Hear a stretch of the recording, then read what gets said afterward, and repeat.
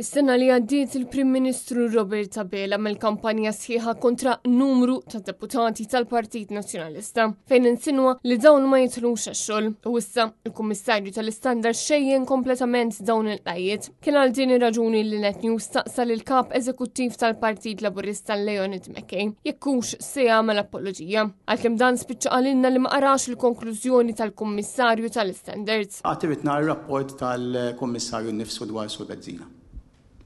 Intant fid-dawn tal-attakki kontinwi li qed isiru mill-fazzjoni estremista tal-Partit Laburista fuq il-Ministru Owen Bonnici. Net News staqsa Leonid Mackay jekk kellimx lil Neville Gaffa u jekk jikkundannax kliemu u fil-waqt li ma kellu l-ebda problema jgħid li kellem lil kulħadd fl-ebda ħin ma kkundanna lil Neville Gaffa. Jekk tistaqsini jekk jien nitkellimx ma' Neville Gaffa nerġa' nsostni l-istess. Qed insaqsik jekk tikkundannax issa? Il-Partit Laburista fetaħ il-biben għal kulħadd, kull persuna li lest jagħti kontribut il-Partit Laburista, jiena bħala kap eżekuttiv għandi l-obbligu li nitkellem miegħu.